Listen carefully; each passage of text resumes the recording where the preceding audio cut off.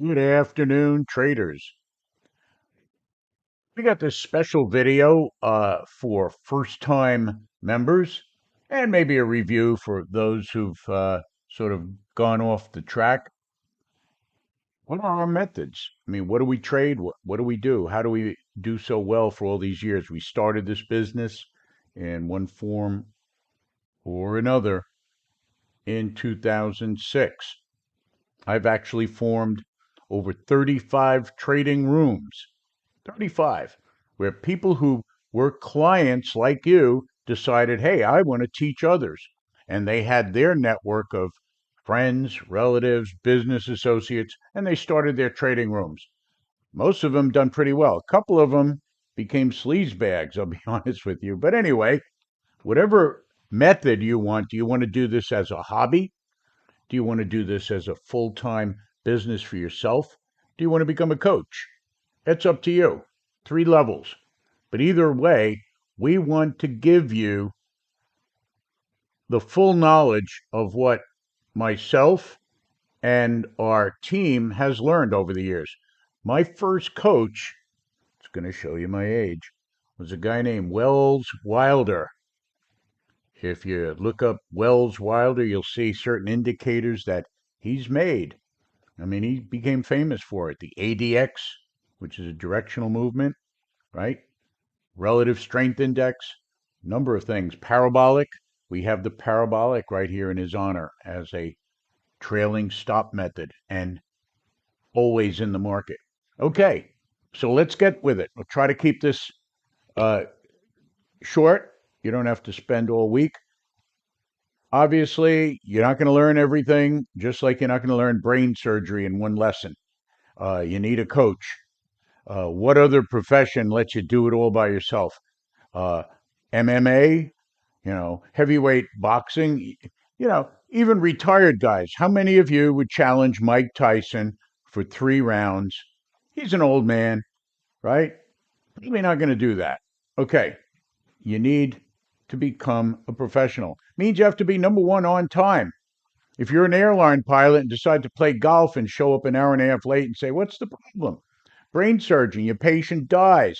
If you're a lawyer and you don't show up for court, maybe come in an hour late, say I was playing golf, the judge might hold you in contempt. Okay, so what do we trade here? And by the way, these methods can be used for anything. Oil, bonds, gold, S&P, Nasdaq, right? Uh, Russell 2000, whatever you want to trade, it can be used because it's really a trend following system. We have chosen, because of the lower transaction costs and volatility, the Dow futures. And if you say, "Oh, I don't want to trade the Dow futures because it's not as liquid as the S&P," you're not Goldman Sachs. Plus, Goldman Sachs uses the Dow futures to hedge their 30 stocks. If you have $1 billion, maybe you want to switch a little bit to the S&P, but less than $1 billion, trust me, plenty of liquidity here. You can buy 100 shares of every Dow stock and short a futures contract and not worry about not being able to get filled before you move the market. Okay, so we're still trading here, by the way. Look at just one of the things we do for you. I just want to show you this to brag. In the morning, we called a support and resistance. 41,245. This is the Dow Jones futures, the Dow Jones index. So we said on the open here at 9 o'clock in the morning, the market is going to drop toward 41,245. We caught that. We shorted, covered, and then started going long as it went back through there. And we got to our upper target of 41,644. Do we do that? Yes. 5 days out of the month, we catch these highs and lows almost exactly.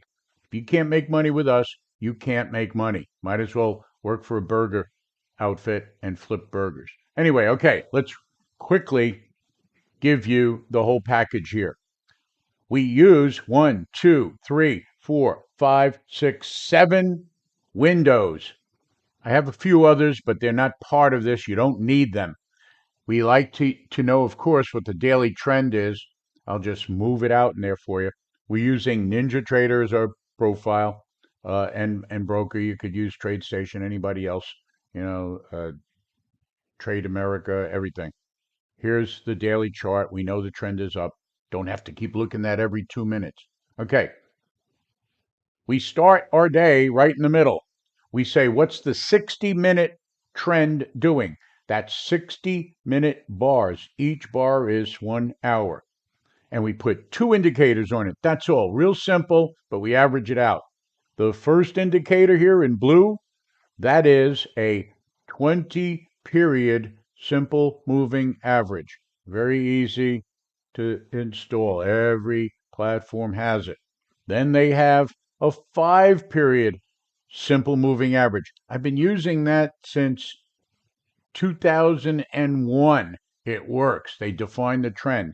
When the 5-period, the one in white, is above the blue, we look to call it an uptrend. We don't need charts and trend lines because you're going to see by the preponderance of the evidence, in other words, the jury of 3, that will do a great job in defining the intraday trend. You mark my words. Try us out for a month and you will be absolutely overwhelmed by how often we get the trend right. And when it reverses, yeah, we'll take a loss at the reversal, but more than make up for it when the trend reverses. So today it was an uptrend. You can see before 9 o'clock in the morning, at 6 o'clock in the morning, that was up. Not so much the 15-minute trend. Here's the 15, same concept. We have what? We have a bar, right? We have a bar. Each bar is 15 minutes. Time period, 24 hours. Same thing though. We have a 5-period moving average, the white simple moving average, and the blue. Again, let's push that out here. 5-period is above the blue, the trend is up. If the 5-period drops below, the trend is down. So in this case, it's still up. So you would vote, the market's closed, obviously, but still, you would say, okay, 60-minute up, 15-minute up, 2 out of 3 are up. Trend is up. All right, what's the third thing we look at? The daily pivot on a 3-minute chart. All right? So here's the daily pivot. You'd get that by going to a daily chart and take the high, low, close, add up the 3, divide by 3, or your platform will have this automatically printed. If you're above the daily pivot, which we have been all day, right? Except for that little tiny period where we went long at support. The trend is up. Below the daily pivot, the trend is down. It's been up most of the day, except for a couple of minutes. So 3 out of 3 of our indicators are saying up. That's when you buy pullbacks. So when you come in, you're going to have these windows. On the left, a 3-minute chart. Here's another one that we use for timing. It's a 12 range chart, meaning the high and low are 12 ticks apart. The S&P obviously has a different value. You can call us and we'll let you know which one that is for those S&P traders. So once 13 points are hit from either a high or a low, a new bar is formed. There's a reason for that. They've done studies. If you've ever caught a trade that you thought was really great, like, okay, the market's going up, it's got to make money here, and you've ever gone long, right there, and the market immediately went down, how did you feel? As soon as it went down 13 points on average, they've done studies on this. Merrill Lynch did a big study on trader fear. And the average trader, especially if you don't get one tick of profit, you go long right at the top, right here, right, is 549. You go long at 549 because it broke through. There's a stopped out. In other words, you broke resistance. You go long. But immediately, you're down 12, you're down 13 points. The first part of it is that sick feeling in the stomach. Again, did I chase this market?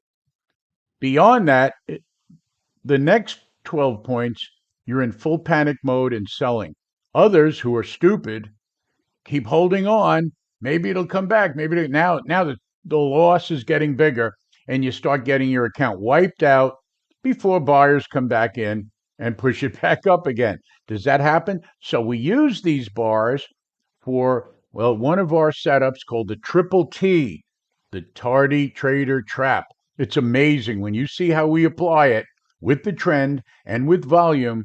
You will never go back to anything else for short-term trading. So that's our second chart, the 12 range. Then we have a 133 tick chart. Means after every 133 trades, again, S&Ps are a little different, we print another bar. Well, this is a very, very short-term indicator of support and resistance, of supply and demand. And also, we do use these moving averages to cross to determine the momentum. So you can have trend, but you also have momentum. Is the trend accelerating or decelerating? You got to watch for that. If the trend is going up, but it's decelerating, you might want to get out of your, let's say, trend position. In this case, would be long. You'd say, wait a minute, I'm overbought. Maybe I'm going to come down. Remember, the market's closed now. Okay, we've gotten them as far as the charts that we watch for price changes. Now, this gets into the realm of tape reading. I'm not going to go into that because we do not call tape reading trades or recommend anyone in here to read tape. I didn't become proficient at reading tape for over 2 years. I mean, I'd figure it out. I'd say, okay, low ticks, there's sell programs. Okay, what do you do? Well, what if it's a sell program in a downtrend? You don't want to go long.